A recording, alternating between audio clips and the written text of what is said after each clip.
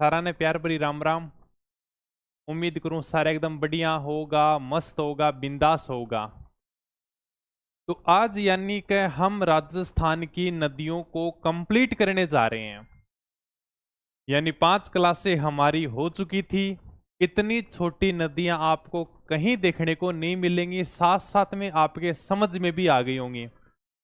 और इसके बाद में यानी कि ये मानो कि आपकी लगभग राजस्थान की ज्योग्राफी कंप्लीट हो जाएगी। इसके बाद में जो भी टॉपिक आएंगे ना, बहुत छोटे छोटे टॉपिक आएंगे, जिलों के बारे में, बांध है, अभ्यारण्य है, वन है, कृषि है, खनिज है, उद्योग है। यानी कुछ इकोनॉमी के टॉपिक आएंगे और कुछ यानी कि एकदम प्यारे प्यारे छोटे छोटे टॉपिक आएंगे जो आराम से समझ लोगे। यानी कि जो बड़ा टॉपिक था ना, ये आज आपका कंप्लीट हो जाएगा और इसके साथ में आपकी राजस्थान की नदियां कंप्लीट हो जाएंगी। इसके बाद में हम यानी का एग्जाम में आए हुए क्वेश्चन देखेंगे कि नदियों से कैसे सवाल पूछे जाते हैं। मैंने आपको जितना भी लिखाया है ना, जितना भी समझाया है, इसको बढ़िया तरीके से पढ़ लेना, बढ़िया तरीके से समझ लेना। चाहे तुम यानी कि प्रोफेसर का एग्जाम उठाकर देख लेना, चाहे आरएस का देख लेना, चाहे तुम्हारा मन करे तो बीएसटीसी का पेपर उठाकर देख लेना, तुम्हें यानी का इसमें से एक भी क्वेश्चन बाहर देखने को नहीं मिलेगा। कम से कम इतना छोटा तो पढ़ ही सकते हो। अब यानी कितनी स्मार्ट स्टडी तुम कर सकते हैं ना। यानी कि आज हम राजस्थान के अपवा तंत्र को बिल्कुल कंप्लीट कर देंगे। फटाफट आ जाओ, यानी कि ज्यादा देर तो मैं कमेंट देखूंगा को नहीं, 1 या 2 मिनट आपकी कमेंट के ऊपर चर्चा करेंगे। इसके बाद में यानी कि हम राजस्थान की नदियों को कंप्लीट करेंगे। हमने यानी कि अरब सागर की नदियां पूरी की पूरी पढ़ ली हैं। बंगाल की खाड़ी की नदियों में हमने चंबल और बनास को पढ़ लिया है, यानी यहां तक हमने कंप्लीट कर ली है। इसके बाद में आपकी बाणगंगा गंभीर बची हुई है, इसको हम कंप्लीट करेंगे। ज्यादा बड़ी नदियां नहीं है, छोटी छोटी नदियां हैं, ठीक है सर। और आंतरिक प्रवाह तंत्र की नदियां, इनको यानी कि एक साथ में कंप्लीट कर देंगे। इसके बाद में यानी कि अपनी नदियों से संबंधित सारी की सारी क्लास कंप्लीट हो जाएगी। फिर हम एग्जाम में अभी क्वेश्चन लेकर आएंगे। अब बता दो यानी कि आपकी जो भी कमेंट हुआ है, सिर्फ यानी कि 1 मिनट को समय है। सर सिरोही में बुक कब तक आएगी? बुक देखो धीरे धीरे पहुंचनी शुरू हो चुकी है। अगर मान लो कि आपको लगता है कि बुक नहीं पहुंचेगी या थोड़ा सा टाइम लग जाएगा, तो आप यानी कि ऑनलाइन ऑर्डर कर सकते हो। ऑनलाइन नहीं, 3-4 दिन में जल्दी जल्दी आपके पास में किताब आ जाएगी। खुद के ऑर्डर को आप यानी ट्रैक भी कर सकते हो। शुरू में भी आ जाएगी 2-3 दिन में, है ना। धीरे धीरे कोशिश यही कि सभी जगह पहुंचाएंगे। फिर भी मान लो कि अगर टाइम लगे नहीं आए तो आप ऑनलाइन मंगा सकते हो भी। हाँ और बताओ भाई, टेस्ट बिल्कुल लेंगे भाई, टेस्ट।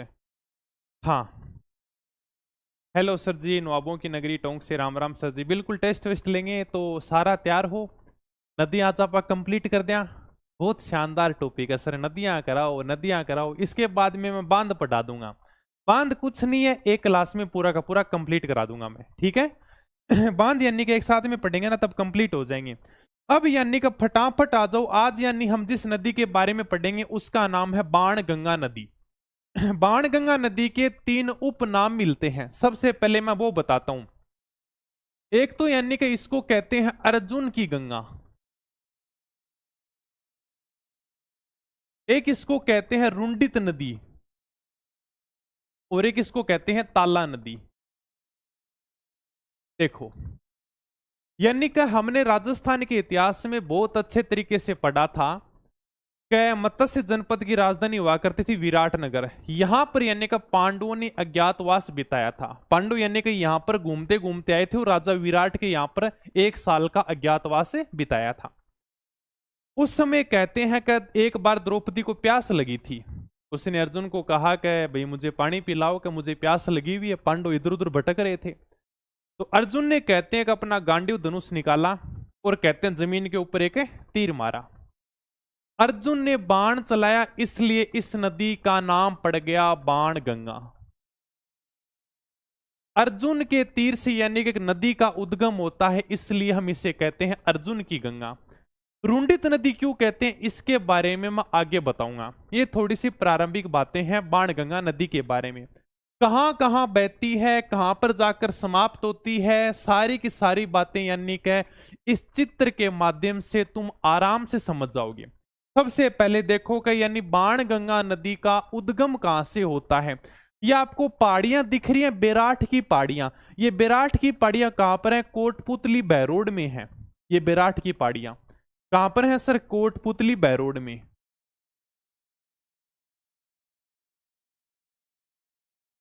यहां से यानी कि इस बाणगंगा नदी का उद्गम होता है। कोटपुतली बहरोड से आगे है जयपुर ग्रामीण। ठीक है सर। ये यानी कि नदी थोड़ी सी जयपुर ग्रामीण में बहती है। जयपुर ग्रामीण में बहने के बाद ये नदी जाएगी दौसा में। दौसा में बहने के बाद में ये नदी जाती है भरतपुर में।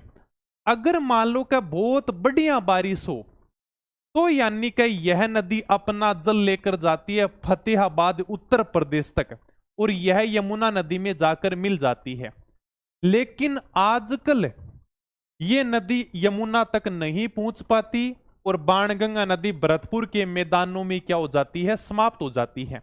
यह बात हरिमोहन सक्सेना सर भी स्वीकार करते हैं। उनकी राजस्थान की ज्योग्राफी किताब में यह बात दी हुई है कि बाणगंगा नदी पहले यानी कि जैसे बंगाल की खाड़ी की प्रवाह वाली नदी थी, लेकिन अब यानी कि वो आंतरिक जल प्रवाह की नदी हो चुकी है। क्यों हो चुकी है? क्योंकि यानी वो अब अपना जल यमुना तक नहीं पहुंचा पाती और वो अपना जल कहां पर समाप्त कर देती है? भरतपुर में जाकर समाप्त कर देती है। इसलिए आपको कई किताबों में ऐसा देखने को मिलेगा कि बाणगंगा नदी अब यानी कि आंतरिक प्रवाह की नदी हो चुकी है। तो मान लो कि सर एग्जामिनर क्वेश्चन पूछ लेकर बाणगंगा नदी आंतरिक प्रवाह की है या बंगाल की खाड़ी की नदी है, तो हम कौन सा करेंगे? वो यानी कि आपके क्वेश्चन पर डिपेंड करता है। क्वेश्चन पर कैसे, अभी मैं आपको बताता हूं। देखो ठीक है, हालांकि आज तक ऐसा क्वेश्चन पूछा नहीं गया, क्वेश्चन जरूर पूछा गया, लेकिन उसमें बाणगंगा नदी को यानी बंगाल की खाड़ी अफवाह तंत्र का हिस्सा माना गया है। और अभी भी यही मानते हैं, यानी कि बाणगंगा जो नदी है ना, यानी कि बंगाल की खाड़ी की अफवाह तंत्र का ही हिस्सा है। अभी जैसे मान लो कि ये कनिष्ठ अनुदेशक 2019 में शायद पूछा गया सवाल है। बाद में मैं जैसे क्वेश्चन लेकर आऊंगा ना, तब आपको और अच्छे तरीके से समझा दूंगा कि एग्जामिनर कैसे क्वेश्चन पूछता है। तो 2019 में क्वेश्चन पूछा गया था, उस क्वेश्चन के अंदर बाणगंगा नदी को यानी कि किस में माना गया था? बंगाल की खाड़ी तंत्र का हिस्सा माना गया था। हालांकि हरिमोहन सक्सेना सर की किताब कहती है कि अब ये यानी आंतरिक प्रवाह की नदी है, लेकिन फिर भी यानी उस ऑप्शन के अंदर यानी सीधी सीधी शायद कौन सी नदी थी? गग्गर नदी थी। तो गग्गर आ जाए तो सीधी बात है वो यानी आंतरिक प्रवाह की नदी होगी। ठीक है, बाकी यानी कि क्वेश्चन की सीरीज हम करेंगे ना, तब यानी कि आप और आराम से समझ जाओगे। Okay sir. यहां पर यानी कि बाणगंगा नदी के ऊपर एक बांध बना हुआ जिसका नाम है जमुआ रामगढ़ बांध। कहां पर है ये? जयपुर ग्रामीण में है। ठीक है, ये जमुआ रामगढ़ बांध है। यहां पर यानी कि आपको कालिखो यानी पहाड़ियां भी देखने को मिलेंगी। कालिखो पर्वतमाला हमने यानी जनजातियों के अंदर पढ़ा था। कर्नल जेम्स टूड ये कहता है कि मेना जनजाति की जो उत्पत्ति है वो यानी कहां से हुई है? कालिखो पर्वतमाला से हुई है। बताओ, ये मैप तुम आराम से समझ गए ना, तो तुम्हारी बाणगंगा नदी पूरी की पूरी कंप्लीट है। ये लो। हाँ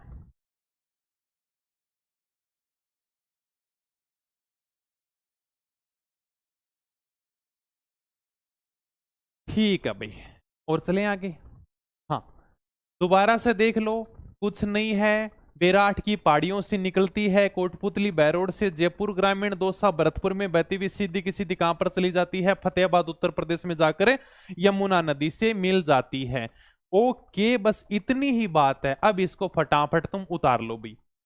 रुंडित नदी इसको इसलिए कहते हैं क्योंकि यह भरतपुर के मैदानों में जाकर विलीन हो जाती है, समाप्त हो जाती है, रूठ जाती है भाई। यमुना तक अपना जल लेकर नहीं जाती है। देखो, बाणगंगा नदी के उपनाम मैंने लिखे हैं। इसको यानी कि अर्जुन की गंगा कहते हैं, अर्जुन ने बाण चलाया था भाई। रुंडित नदी कहते हैं इसको, ताला नदी भी कहते हैं। इसका उद्गम कहां से होता है? बेराठ की पहाड़ियों से होता है। बेराठ सभ्यता आपने पढ़ी होगी, बहुत अच्छे तरीके से मैंने कराया था इतिहास के अंदर। तो यानी कि ये आपकी क्या है? बेराठ सभ्यता है, और ये आपकी बेराठ की पहाड़ियां हैं। यहां से अपनी यानी कि बाणगंगा नदी का उद्गम होता है। ओके भाई। राजस्थान में कोटपुतली बहरोड जयपुर ग्रामीण दौसा भरतपुर में बहती हुई फतेहाबाद आगरा उत्तर प्रदेश में जाकर यमुना में मिल जाती है। तो राजस्थान का मैप पूरा लेकर आया करो। क्यों भाई? ते राजस्थान को मैप भर कौन रखोगे? बताना, पहले दिनों कहता हूं कि राजस्थान को मैप भरो, मैप भरो। अगर हर चीज तुमने भर रखी है तो तुम्हें पता होना चाहिए, कोटपुतली, बहरोड, जयपुर ग्रामीण, दौसा, भरतपुर। मैं कह रहा हूं तुम्हें मैप देखने की जरूरत ही नहीं है, यानी कि तुम्हारे हाथ में घूमनी चाहिए, यानी कि बाणगंगा नदी तुम्हें सब का सब पता होना चाहिए। ये लो सर, इस प्रकार से डायग्राम बना लो, ये सर बेराट की पहाड़ी है, यहां से हमने बाणगंगा नदी को निकाल दिया। ठीक है सर, कोटपुतली बहरोड से आगे जयपुर ग्रामीण है, जयपुर ग्रामीण से आगे दौसा है, दौसा से आगे भरतपुर है, भरतपुर के आगे उत्तर प्रदेश है। ये लो सर आपकी बाणगंगा नदी समाप्त होगी। इतना ही खेल है बस, और कुछ भी खेल नहीं है। इसमें मैप भरने की भी कहां जरूरत है, पूरा मैप देखने की जरूरत ही नहीं है। इसीलिए कहता हूं अगर तुम्हें पता है ना कि हाँ सर इसके आगे ये जिला है, तो कोई भी रट्टा मारने की जरूरत नहीं है। इसलिए मैंने शुरुआत से कहा था कि ज्यादा से ज्यादा यानी कि आप मैप भरना भाई। वर्तमान में बाणगंगा नदी भरतपुर में विलीन हो जाती है, इसलिए यह आंतरिक जल प्रवाह की नदी बन चुकी है। हरिमोहन सक्सेना सर भी इस बात को स्वीकार करते हैं। ओके, हालांकि थोड़ा सा नोट लगाकर लिख लेना, अब कभी एग्जाम में पूछ ले तो बात अलग है। बाणगंगा बेसिन का सर्वाधिक विस्तार कहां पर, यानी कि सर्वाधिक विस्तार की अगर पूछे तो भरतपुर में है। भरतपुर है, अलवर है, दौसा है, यहां पर यानी कि बाणगंगा नदी का सर्वाधिक विस्तार है। ये एग्जाम में पूछा गया सवाल, अभी कौन से एग्जाम में पूछा गया, टेंशन मत लो तुम, इस सारी की सारी नदियों को याद कर लेना, फिर मैं क्वेश्चन लेकर आऊंगा तुम्हारे सामने। आज मैं नदियों को कंप्लीट कर दूंगा। जमुआ रामगढ़ बांध यानी कि जयपुर ग्रामीण में बना हुआ बाणगंगा नदी पर अगर आप देखना चाहो कि सर जमुआ रामगढ़ बांध किस प्रकार से दिखाई देता है, तो ये आपके सामने कौन सा बांध है, जमुआ रामगढ़ बांध है भाई। ठीक है, जमुआ रामगढ़ बांध कहां पर है, जयपुर ग्रामीण में बाणगंगा नदी पर बना हुआ है। चले आगे, बिल्कुल सर, चलो फिर आगे। सारी की सारी बातें मैंने समझा दी है, इसी के साथ में आपकी बाणगंगा नदी कंप्लीट हो गई भाई। इतनी बातें थी बाणगंगा नदी के बारे में, कुछ था ही नहीं। अब यानी कि मैं आपके सामने लेकर आया हूं गंभीर नदी। गंभीर नदी का जो उद्गम होता है वो कहां से होता है, नादोती की पहाड़ियां हैं करौली के अंदर, यहां से इस गंभीर नदी का उद्गम होता है। इसी प्रकार के डायग्राम बना लिया करो बस। करौली की आगे यानी का गंगापुर सिटी है, गंगापुर सिटी क्या आगे भरतपुर है, और भरतपुर से आगे उत्तर प्रदेश है। यहां से एक नदी बहती है जिसका नाम है यमुना नदी, और यह नदी कहां पर यानी यमुना में जाकर मिल जाती है। ये लो, ये आपकी गंभीर नदी कंप्लीट होगी। गंभीर नदी आपकी पूरी की पूरी क्या होगी, कंप्लीट होगी।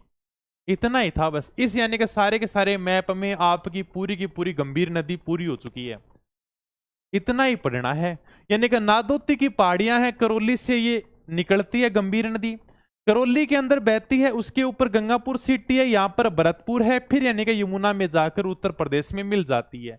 तो सर आपने दो छोटे छोटे क्या बना रखे हैं, ये मैंने यानी कि भरतपुर में गंभीर नदी पर दो बांध बना रखे हैं। एक बांध का नाम है पांचना बांध, जो यानी कि 5 नदियों से मिलकर बना है। राजस्थान में मिट्टी का सबसे बड़ा बांध है, जो अमेरिका के सहयोग से बनाया गया था। नदियां तुम आराम से याद कर लोगे सर, 5 कौन कौन सी नदियां गंभीर की सहायक नदियां, भद्रावती है, बेसावट है, अट्टा माझी है, बरखेड़ा है। कैसे याद करोगे अभी मैं तुम्हें बताऊंगा आगे। ठीक है, एक बांध और कौन सा है सर, एक तो यानी कि पांचना बांध हो गया, और एक बांध कौन सा है, एक बांध आपका है अजान बांध, भरतपुर में गंभीर नदी के ऊपर। ठीक है, गनापक्षी विहार को इससे जल की आपूर्ति होती है। आगे हम अभ्यारण्य पढ़ेंगे तब और भी बढ़िया तरीके से पढ़ेंगे। मिट्टियां मैंने पढ़ा दी हैं भाई। ओके, हाँ ये लो भाई, यही बातें हैं। अगर इतना डायग्राम आपने समझ लिया तो आपके नदी पूरी की पूरी तैयार हो चुकी है। गंभीर नदी का उद्गम होता है नादोती की पहाड़ियां करौली से, करौली गंगापुर सिटी भरतपुर से बहती हुई सीधी की सीधी यमुना में जाकर मिल जाएगी। उत्तर प्रदेश में इस नदी को उटकन नदी के नाम से जाना जाता है। ठीक है, उत्तर प्रदेश वाले इसको क्या कहते हैं, उटगन नदी कहते हैं भाई। अब यानी मैंने तुम्हें 2 बांध बताए हैं, एक का नाम है पांचना बांध। पांचना का मतलब हुआ कि 5 नदियों के ऊपर बना हुआ बांध है। सर कौन कौन सी 5 नदियां हैं, भद्रावती है, बेसावट है, ये दोनों तो तुम्हें आराम से याद हो जाएंगी, भय भय के ऊपर है, भद्रावती बेसावट है। आगे वाली कैसे याद करोगे, क्या तुमने सिंघम फिल्म देखी है, सिंघम फिल्म के अंदर अजय देवगन का एक बड़ा शानदार डायलॉग है, अट्टा माझी सटकली, देखी है क्या, बताओ फटाफट मुझे। अट्टा माची सटकली, है ना? तो वही क्या है, अट्टा माची। बस बरखेड़ा और याद करनी है, होगी भाई। 5 नदियों के ऊपर बना हुआ, हालांकि आज तक कभी भी यानी कि इन 5 नदियों के बारे में नहीं पूछा गया, कभी नहीं पूछा गया। हमेशा पूछते हैं कि पांचना बांध कहां पर है, 5 नदियों के ऊपर बना हुआ है, मिट्टी का सबसे बड़ा बांध है, अमेरिका के सहयोग से बनाया गया था। और वैसे भी आराम से याद कर लोगे, नॉर्मल है। भद्रावती है, बेसावट है, अट्टा माची, बरखेड़ा, बस भाई कोई दिक्कत ही नहीं है। ये लो, यानी कि 5 नदियों पर बना अमेरिका के सहयोग से मिट्टी का बांध है। राजस्थान में सबसे बड़ा मिट्टी का बांध यही है अपने। पांचना बांध क्या हो गया, कंप्लीट हो गया। इसी के साथ में आपकी गंभीर नदी भी कंप्लीट हो जाती है। एक छोटा सा बांध और देख लो भाई, जिसका नाम है अजान बांध, भरतपुर में गंभीर नदी के ऊपर बना हुआ है। गना पक्षी विहार को क्या करता है, ये जल की आपूर्ति करता है। हालांकि जैसे आपने कई बार न्यूज में देखा भी होगा, भरतपुर के हो तो आपको पता भी होगा, इस बांध में आजकल पानी वानी नहीं आता भाई। ठीक है, किताबें लिखती हैं, हम पढ़ाते भी हैं, अच्छी किताबें लिखते हैं, प्रमाणिक किताबें सभी कहते भी गना पक्षी विहार को जल की आपूर्ति होती है। लेकिन जैसे यानी कि हमेशा न्यूज भी आती रहती है, अब की बार पानी आ गया, 5 साल फिर इस बांध में पानी आता ही नहीं है। देखो 15 साल से पानी के लिए प्यासा बांध, अजान बांध में पिछले 15 साल से नहीं आ रहा पानी। 2019 में पानी छोड़ा गया था, फिर 3-4 साल हो गए पानी आया ही नहीं है। ठीक है, इस प्रकार का यानी कि एक छोटा सा बांध बना हुआ है, तो अपने तो थोड़ा सा ध्यान रख लेना भाई। अजान बांध भरतपुर में गंभीर नदी पर गना पक्षी विहार को जल की आपूर्ति करता है। गंभीर की अन्य सहायक नदियां पार्वती है, अरवरी है, जगर है, सरसा है। ठीक है, ये आपकी यानी कि कंप्लीट हो जाती है गंभीर नदी। अब यानी थोड़ी थोड़ी डिटेल में और लिखा देता हूं, पार्वती, अरवरी और जगर की। ठीक है, जगर के ऊपर जगर बांध बना, और कुछ नहीं है बस। अब है ही नहीं, नदियों के अंदर है ही क्या, 2-2 लाइनें हैं जो आपको सीधी सीधी याद करनी है भाई। पार्वती नदी का उद्गम होता है छावर की पहाड़ियां, करौली से। थोड़ा सा ध्यान रखना, ये जो मैं लिखा रहा हूं ना, इसके अंदर शॉर्टकट मत मार देना तुम। यही तुम सोचो यार कि सर पार्वती नदी याद करें या न करें, वैसे भी मैंने पहले शॉर्टकट मार रखा है। जितना छोटा मैं लिखा रहा हूं ना, इतना छोटा कहीं नहीं मिलेगा तुमको, ये और देख लेना। राजस्थान इतिहास की सबसे छोटी पुस्तक अपनी आई है, इतनी छोटी पुस्तक कहीं पर नहीं आई है। अभी एग्जाम होने तो फिर क्वेश्चन आने तो फिर मैं दिखाता हूं तुम्हें कि क्वेश्चन आते हैं नहीं आते हैं। होने दो अब की बार इतिहास के, होने दो अपने इसके, होने दो ज्योग्राफी के। हाँ, पार्वती नदी का उद्गम छावर की पहाड़ियां करौली से, करौली धौलपुर में बहती हुई सीधी की सीधी गंभीरी में मिल जाती है। एक पार्वती बांध बना हुआ है अंगाई गांव के अंदर। ठीक है, ये यानी कि पार्वती नदी के ऊपर ही बना हुआ, थोड़ा सा आप देख भी सकते हो, पार्वती बांध है धौलपुर में अंगाई गांव के अंदर है। गांव वाले तो यही बोलते हैं कि अगाई का बांध है ये, क्या पार्वती बांध नहीं बोलते वो, इसको अगाई बांध बोलते हैं वो। ठीक है भाई, अरवरी नदी का उद्गम सकरा बांध, इसके ऊपर सकरा बांध बना हुआ है। ठीक है, थानागाजी अलवर से। बस इतना ही आपको याद रखना, यहां से इसका क्या हो जाता है, उद्गम हो जाता है। बस नॉर्मल बातें आपको याद रखनी है। जगर नदी का उद्गम डांग क्षेत्र हिंडोन करौली से होता है, इसके ऊपर एक यानी कि जगर बांध है बना हुआ हिंडोन करौली के अंदर। हाँ, ओके।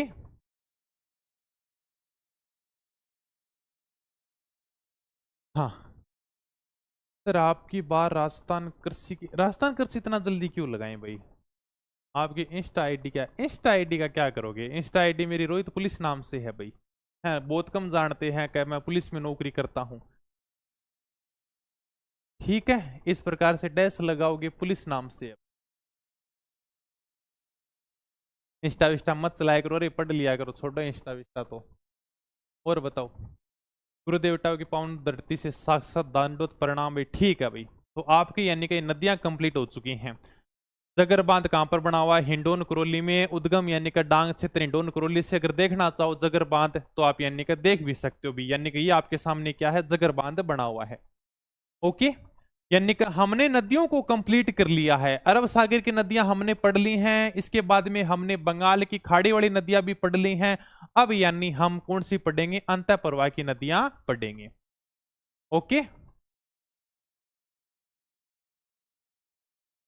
और बताओ। तो हिस्ट्री, ज्योग्राफी, पॉलिटी के संस्कृत के नोट्स निकालो। नोट्स की कोशिश है भाई सम्राट जोया, कोशिश जरूर है, लेकिन इसमें थोड़ा सा टाइम लग जाएगा। कला संस्कृति की क्लास मतलब जो नोट्स है ना, उनको तैयार करेंगे अपन, है ना, यानी कि 1 महीना और मान लो, 1 महीने के अंदर कर देंगे तैयार। सर मेरा नाम बोलो, ठीक है भाई जितू प्रजापति, कमेंट नहीं पढ़ेंगे, अब कमेंट में यही बातें हैं। अब यानी कि अंतःपुर वाली नदियां पढ़ेंगे भाई। ये बताओ कि यहां तक आपके समझ में आ गया क्या? इनमें ज्यादा कुछ डिटेल थी नहीं। यानी कि हमने अरब सागर की नदियां सारी की सारी कंप्लीट कर ली हैं, हमने यानी कि बंगाल की खाड़ी की नदियां कंप्लीट कर ली हैं। अब यानी कि अंतः प्रवाह की नदियां हैं। अंतः प्रवाह की नदियां यानी कि वो नदियां जो अपना जल किसी समुद्र में लेकर नहीं जाती। जैसे यानी कि कुछ नदियां अरब सागर में अपना जल लेकर जाती हैं, उनको हमने कह दिया ये नदियां अरब सागर की नदियां हैं। वो नदियां जो अपना जल बंगाल की खाड़ी में लेकर जाती हैं, उनको हमने कह दिया बंगाल की खाड़ी वाली नदियां। और वो नदियां जो अपना जल कहीं पर लेकर नहीं जाती, उनको हमने कह दिया अंतः प्रवाह की नदियां। यानी कि वो जाकर विलुप्त हो जाती है, समुद्र में अपना जल लेकर नहीं जाती, उनको हमने क्या कहा? अंतः प्रवाह वाली नदियां। कितना परसेंट रखती हैं ये? यानी कि 60% भाग पर है, ये 60% हिस्सा रखती हैं अपने जल प्रवाह तंत्र के अंदर। ठीक है, तो वो नदियां जो अपना जल किसी समुद्र में डालने से पहले ही विलुप्त हो जाती हैं। जैसे प्रमुख कौन कौन सी नदियां हैं? घग्गर, कांतड़ी, कांकनी, साबी, रूपारेल, रूपनगढ़ है, मेंढा, कुंकुंद, लीक नदी, सारी की सारी नदियों के बारे में हम पढ़ेंगे। केवल लीक नदी के बारे में नहीं पढ़ेंगे, ये केवल जैसलमेर से निकलती है, वहीं पर इसका उद्गम हो जाता है, तो इसके बारे में थोड़ा सा ध्यान रखना बस। बाकी सारी की सारी नदियों की केवल 2 या 3 लाइन है, इसके बाद में आपकी नदियां भी कंप्लीट हो जाएंगी। इनके बारे में कुछ ज्यादा डिटेल है ही नहीं। सबसे पहले हम शुरुआत करते हैं घग्गर नदी से। घग्गर नदी का उद्गम होता है हिमाचल प्रदेश में। हिमाचल प्रदेश में शिवालिक की पहाड़ियां हैं, कालका माता मंदिर से इस नदी का उद्गम होता है। आराम से तुम्हारे सामने मैप बना दिया भाई। यानी कि हिमाचल प्रदेश में शिवालिक की पहाड़ियां, ये कौन सी पहाड़ी है? ये आपके सामने शिवालिक की पहाड़ी है। शिवालिक की पहाड़ी, यहां पर कालका माता का मंदिर बना हुआ है, और यहां से इस घग्गर नदी का उद्गम होता है। घग्गर नदी की मैं कुल लंबाई की बात करूं ना, तो इसकी कुल लंबाई है 4, 5, 6, यानी कि 465 किलोमीटर। राजस्थान में इसकी लंबाई है 100 किलोमीटर। आंतरिक प्रवाह की दृष्टि से राजस्थान की सबसे बड़ी नदी है घग्गर नदी। ठीक है, इसका प्रवाह हिमाचल प्रदेश है, पंजाब, हरियाणा, राजस्थान, देख लो। यानी कि हिमाचल प्रदेश से निकलती है, हिमाचल प्रदेश के बाद में पंजाब में बहती है, पंजाब के बाद में हरियाणा में, हरियाणा के बाद में राजस्थान में। राजस्थान में यह नदी कहां से प्रवेश करती है? राजस्थान में यह नदी तलवाड़ा से प्रवेश करती है, और यहां पर एक तलवाड़ा झील का निर्माण करती है। हनुमानगढ़ में तलवाड़ा झील बनाती है।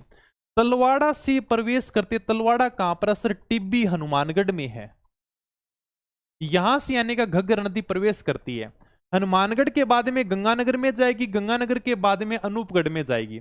अगर इस नदी के अंदर ज्यादा पानी आ जाए, यानी कि ज्यादा बारिश हो जाए ना, तब इस नदी का पानी यानी कि पाकिस्तान तक चला जाता है। फोर्ट अब्बास पाकिस्तान में एक जगह है, वहां तक यानी कि इस नदी का पानी चला जाता है। अगर बारिश ज्यादा हो तो, बाकी नहीं जाता। अगर बारिश यानी कि ज्यादा हो ना, तो यानी कि इसका जल कहां तक चला जाता है? फोर्ट अब्बास पाकिस्तान तक चला जाता है। जैसे यानी कि इस नदी का जल पाकिस्तान में जाता है ना, तो पाकिस्तान वाले बड़ा खुश होते हैं, क्योंकि उन्होंने नदियां देखी नहीं है। तो वो कहते हैं अरे भाई रे, हकरो आ गयो, हकरो आ गयो। यानी कि पाकिस्तान वाले इस नदी को क्या कहते हैं? हाकरा कहते हैं। तो वाह रे भैया, मजा आ गया रे, हाकरा आ गया आज तो क्या। यानी कि पाकिस्तान में इस नदी को हाकरा कहा जाता है। इस नदी के थोड़े से उपनाम मिलते हैं इसको, यानी कि प्राचीन सरस्वती नदी कहा जाता है। यानी कि प्राचीन काल में यहां पर यानी कि सरस्वती नदी बहा करती थी, वर्तमान में आजकल यहां पर घग्गर नदी बह रही है। इसको दरस्वती नदी भी कहते हैं, नट नदी कहते हैं, मृत नदी कहते हैं, क्योंकि मर जाती है, आगे जाती नहीं है। सोतर नदी कहते हैं, राजस्थान का शोक कहते हैं। शोक यानी कि दुख वाली नदी है। जैसे बिहार का शोक कहते हैं कोसी नदी को, तो हमने भी यानी कि इस नदी की तुलना राजस्थान से कर दी भी। यानी कि राजस्थान का शोक कौन सा है? कोसी नदी है। यानी राजस्थान का शोक घग्गर नदी है। जैसे बिहार का शोक यानी कि कोसी नदी को कहते हैं। क्यों कहते हैं? क्योंकि यानी कि बिहार के अंदर कोसी नदी बहती है ना, तो उसका मतलब कोई निश्चित प्रवाह क्षेत्र नहीं है। अगर ज्यादा बारिश हो जाए ना, तो यानी कि बिहार में बाढ़ आ जाती है, इसलिए मतलब बिहार में दुख का कारण है। तो राजस्थान का शोक यानी कि घग्गर नदी को कहते हैं। ये थोड़ी सी इसके बारे में बातें थी, सारी की सारी घग्गर नदी आपके सामने कंप्लीट हो चुकी है। बस इतनी बातें हैं। उपनाम में इसको प्राचीन सरस्वती कहते हैं, क्योंकि यहां पर पुराने समय में प्राचीन सरस्वती नदी बहा करती थी। सरस्वती नदी कहते हैं, मृत नदी कहते हैं, सोत्र नदी कहते हैं, नट नदी कहते हैं, राजस्थान का शोक कहते हैं। थोड़े से उपनाम आप याद कर लेना भाई।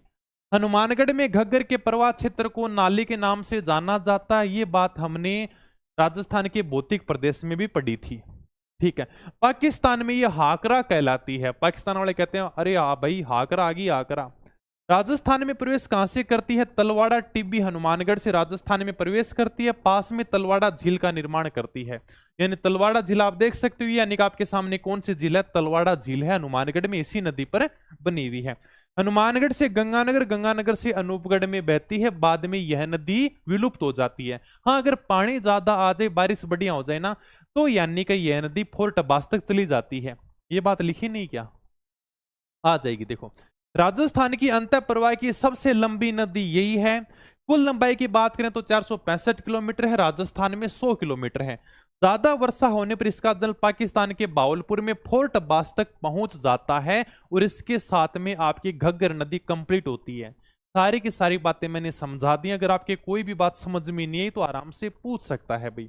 ये आपके सामने यानी का घग्गर नदी निकल रही है। पहले यानी कि यहाँ पर एक सरस्वती नदी बहा करती थी। इस सरस्वती नदी का उल्लेख यानी कि ऋग्वेदी में भी किया गया है। आजकल यानी कि यहाँ पर कौन सी नदी बहती है? आजकल यानी कि यहाँ पर घग्गर नदी बहती है। अगर बारिश बढ़िया हो तो इसका जल पाकिस्तान तक जाता है, फोर्ट अब्बास तक। कंप्लीट है घग्गर नदी, आराम से कर भी लोगे। कोई भी बात नहीं समझ में आई तो आराम से बता दो, है ही क्या घग्गर नदी में?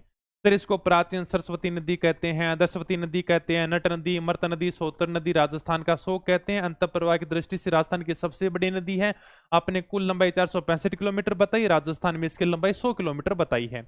अगर थोड़ा सा बारिश बढ़िया हो जाए तो इसका जल पाकिस्तान में फोर्ट अब्बास तक जाता है। पाकिस्तान वाले खुश हो जाते हैं, बोले हा करो आगे हो, हा करो। यानी पाकिस्तान में इसको क्या कहते हैं? हाकरा कहते हैं। राजस्थान में प्रवेश कहां से करती है? तलवाड़ा टिब्बी हनुमानगढ़ से प्रवेश करती है, पास में तलवाड़ा झील का निर्माण करती है। हालांकि इसका प्रवाह क्षेत्र वो हिमाचल प्रदेश, पंजाब, हरियाणा, राजस्थान के अंदर इसका क्या है? अपने प्रवाह क्षेत्र है। क्या इसमें बातें हैं बताओ? सारी की सारी बातें हैं बस, और इसमें कुछ भी एक्स्ट्रा नहीं है। वही बातें जो सारी की सारी तुम्हें समझा दी। बहुत ईजी है नदियां, सबसे ईजी यही है नदियां। आराम से एक एक चीज तुम्हें मैप में बना बनाकर समझाई है। नदियां तुम्हारी कंप्लीट होने जा रही हैं बस। कांतली नदी भी कहते हैं इसको, कांटली नदी भी कहते हैं, कंफ्यूज मत होना। यानी कि कभी कभी कांतली भी आ जाता है, कभी कभी कांटली भी आ जाता है। इसका यानी उद्गम होता है खंडेला की पहाड़ियां सीकर से। देखो भाई, यानी कि ये आपके सामने खंडेला की पहाड़ियां हैं सीकर में, यहां से यानी कि अपनी कांतली नदी का उद्गम होता है। इसके बाद में सीकर से नीम का थाना में जाती है, नीम का थाना से झुंझुनू में जाती है। लेकिन हम चूरू वालों की किस्मत बड़ी खराब है। जैसे यानी कि चूरू में प्रवेश करना चाहती है ना, उससे पहले ही ये समाप्त हो जाती है।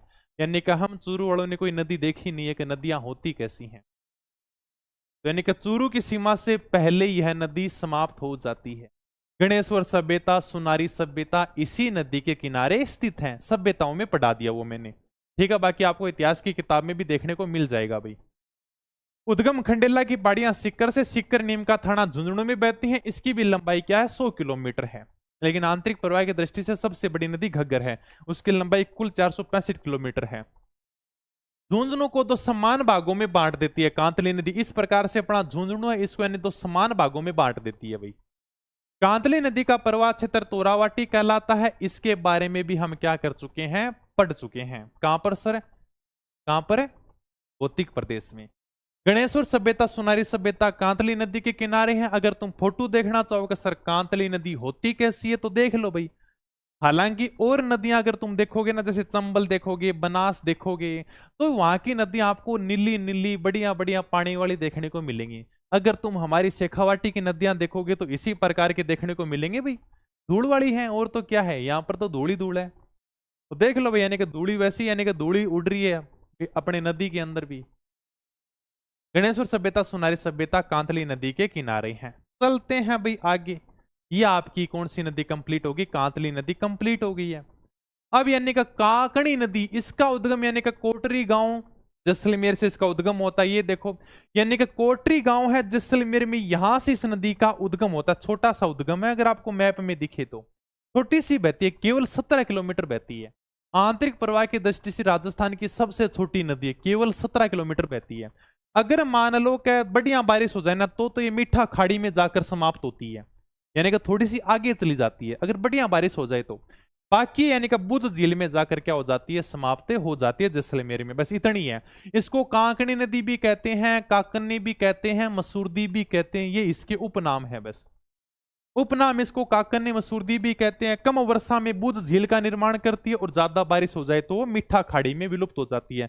आंतरिक जल प्रवाह की दृष्टि से सबसे छोटी नदी है, केवल यानी कि 17 किलोमीटर है, ओनली 17 किलोमीटर। यह आपकी काकनी नदी भी कंप्लीट होगी।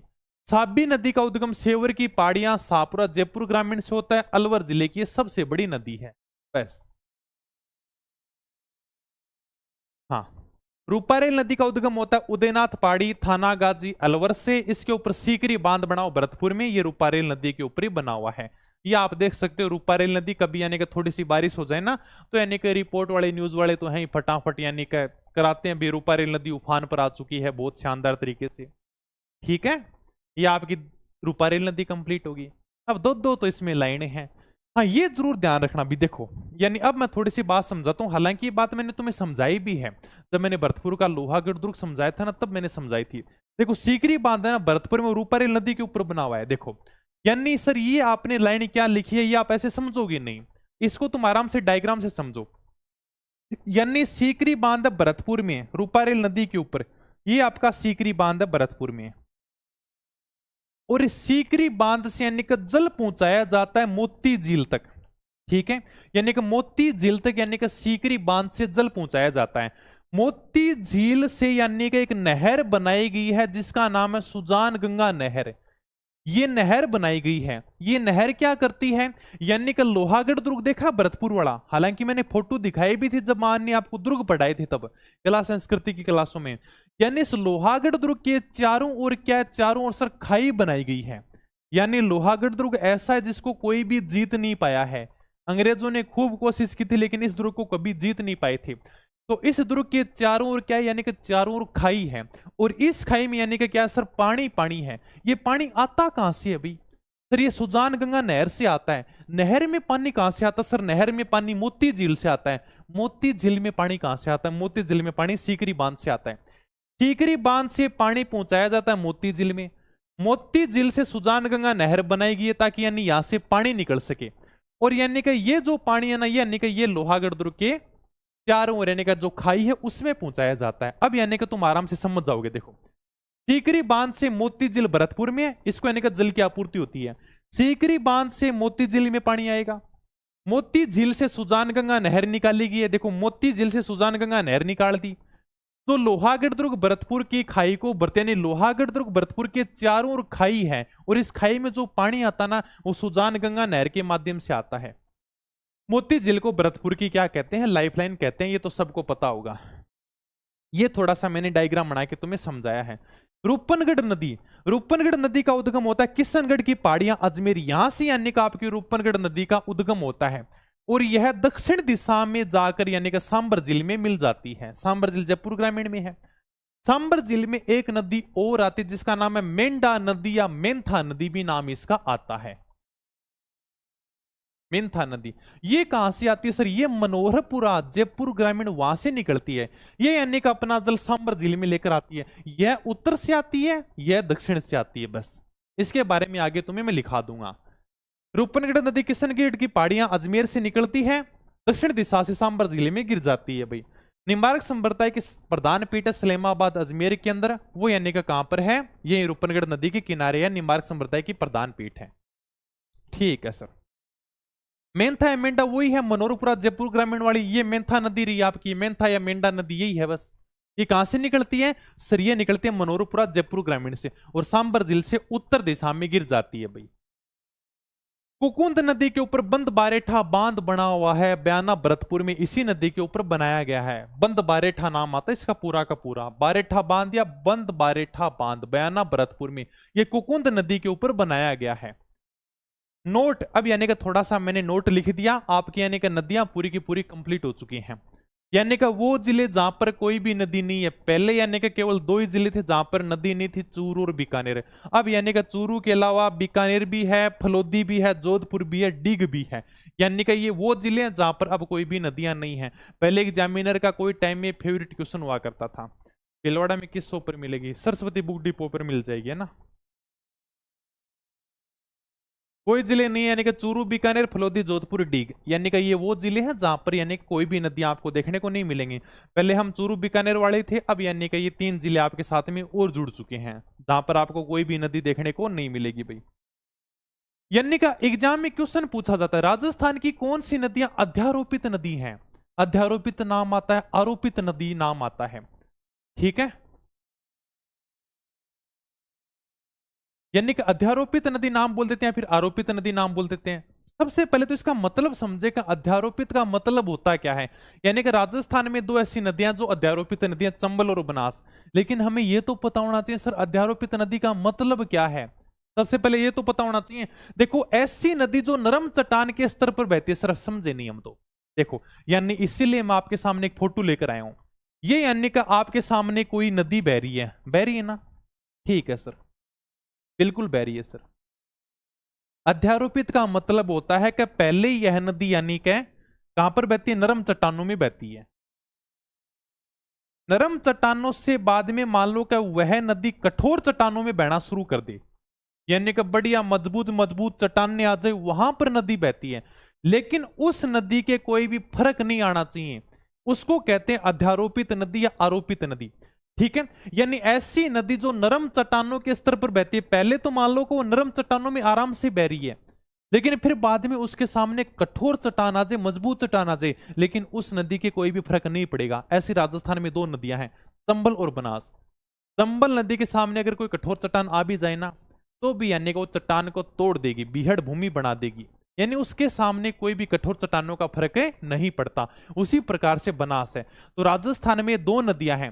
राजस्थान की सबसे बड़ी नदी चंबल नदी, राजस्थान में पूर्ण भाव के आधार पर सबसे बड़ी नदी बनास नदी, ठीक है। तो यानी कि ऐसी 2 नदियां हैं जो यानी कि कठोर चट्टानों पर पहुंच भी जाए ना, तो भी यानी कि अपने प्रारंभिक ढलान का पालन करना जारी रखते हैं, उसी प्रकार से वो बहती रहती है, उनमें कोई भी फर्क नहीं आएगा।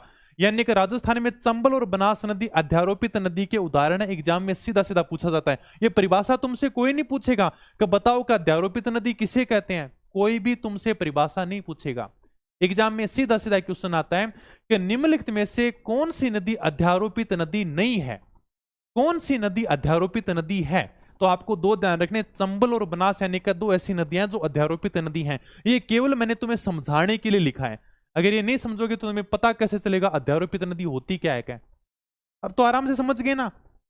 नरम चट्टान, कठोर चट्टान, इनके आने का कोई भी फर्क नहीं पड़ेगा। क्लास में डिस्टर्ब कर रहा है, मैं कमेंट पढ़ ही नहीं रहा। ये लो भी आपकी होगी, सारी की सारी नदियां कंप्लीट होगी। ये थोड़ा सा ध्यान रखना बस लास्ट के अंदर। आंकड़ा तो अपने को याद नहीं रखना, आंकड़ा तुमसे कोई नहीं पूछेगा।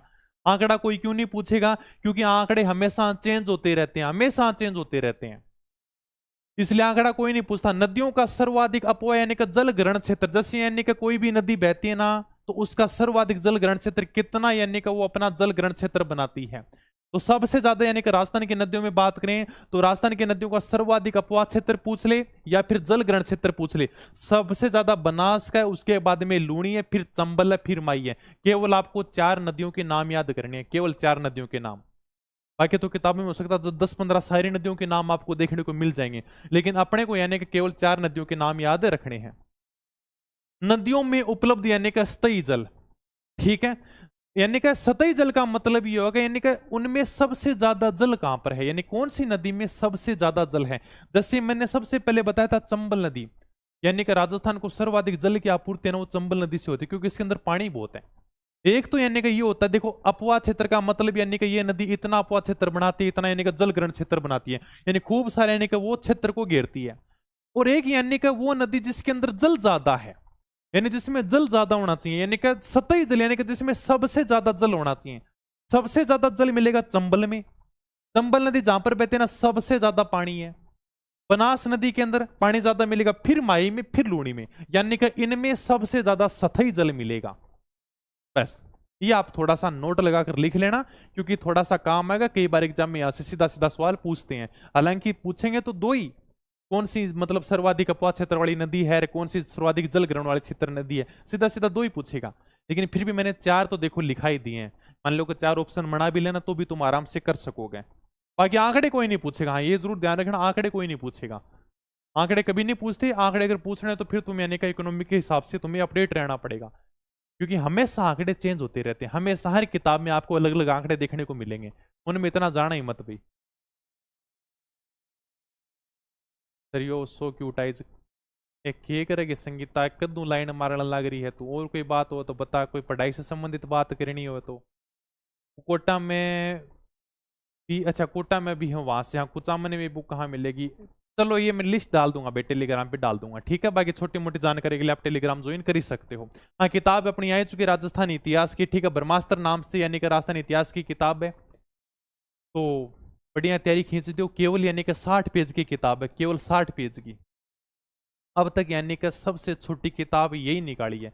शानदार से नोट्स हैं, छोटे छोटे नोट्स हैं, इनको पढ़कर चले जाना, एग्जाम में तुम्हें सीधे सीधे क्वेश्चन देखने को मिल जाएंगे, यानी कि सीधे सीधे क्वेश्चन देखने को मिलेंगे, इसको पढ़ लेना। अब यानी कि तुम अगर 60 पेज भी नहीं पढ़ सको ना, मान लो कि तुम खुद नोट्स बनाना शुरू करोगे, यानी कि एक रजिस्टर लेकर आओगे, एक रजिस्टर लेकर आओगे तो वही यानी कि 100 रुपए का आएगा। ये तो केवल 90 रुपए की किताब है, तुम्हें नोट्स भी बनाने की जरूरत नहीं है, नोट्स पढ़ के चले जाओ, तुम्हारा आराम से काम हो जाएगा, ठीक है। और बताओ, केवल यानी कि 90 रुपए की किताब है, छोटी सी किताब है, बहुत शानदार तरीके से यानी कि तैयार किया गया है। क्लास संस्कृति भूगोल की भी हाँ लेके आएंगे भी जल्दी, है ना। बाकी और किसी भी एग्जाम की तैयारी करना चाहते हो तो आप प्ले स्टोर से अपनी पढ़ाई अब डाउनलोड करना, नाम मात्र की प्राइस में आपको सारा का सारा कोर्स मिल जाएगा। टीटी का कोर्स चल ही रहा है, अपडेट क्लासेस चल रही हैं, तो आराम से पढ़ते रहो। पशु परिचर की क्लास आज लेंगे भाई, है ना। उदयपुर में ये लिस्ट डाल दूंगा मैं, जल्दी अपडेट कर दूंगा आपको टेलीग्राम के ऊपर। ओके, तो शानदार पढ़ता रहो, आपकी यानी कि नदियां कंप्लीट हो गई हैं भाई, तो नदियां कंप्लीट हो गई हैं तो यानी कि बढ़िया बात है। बहुत लंबा तो किया, यानी कि 6 क्लासों में हमने नदियां पूरी की पूरी कंप्लीट करा दी। इतनी छोटी नदियां आपको कहीं देखने को नहीं मिलेंगी। अब यानी कि मैं क्वेश्चन की सीरीज लेकर आऊंगा भाई, राजस्थान की नदियां हमने पूरी की पूरी पढ़ ली हैं। अब यानी तुम मुझे बताओ कि तुम ये नदियां कितने दिनों में याद कर लोगे, 1 दिन में कर लोगे, 2 दिन में कर लोगे, 3 दिन में कर लोगे। जब तुम सारी की सारी नदियां याद कर लोगे ना, तब मैं अगले दिन क्वेश्चन लेकर आ जाऊंगा। अगर तुम कहोगे सर हमारे बिल्कुल नदियां तैयार, आप तो कल ही टेस्ट ले लो, तो मैं कल ही क्वेश्चन लेकर आता हूँ। एग्जाम में पूछेगे सारे के सारे क्वेश्चन, अगर तुम कहते हो सर हमें 1 दिन दे दो, तो तुम 1 दिन दे दूंगा मैं। अब तुम बताओ फटाफट टेस्ट कब लेना है, जल्दी जल्दी बताओ, कल लेना है या परसों लेना है। 1 दिन चाहिए तुम्हें या फिर तुम्हारी सारी की सारी नदियां तैयार हैं। विनीत 12 कह रहे हो है कल रेडी, ओके सर, मैं पक्को फिर कल ले आऊं टेस्ट, कल ले आऊं टेस्ट, याद कर लेना, ठीक है फिर। 2 दिन तो नहीं है, बहुत ज्यादा है सर जी, 1-2 दिन में तैयार करा, ठीक है भाई। कल लेके आऊंगा, कल नहीं तो परसों तो पक्का ही पक्का लेके आऊंगा 100%। बाकी मैं कल पूरी कोशिश करूंगा, ज्यादा कमेंट ये है कि सर कल टेस्ट लोग हैं, ठीक है। तो तैयार कर लेना, पूरी की पूरी नदियां याद कर लेना बढ़िया तरीके से, और साथ साथ में यानी कि जैसे मान लो क्लास नहीं हो ना, तो सारा का सारा यानी कि ज्योग्राफी तैयार कर दिया करो। आपकी लगभग ज्योग्राफी कंप्लीट हो चुकी है, अब ज्योग्राफी में कुछ नहीं बचा।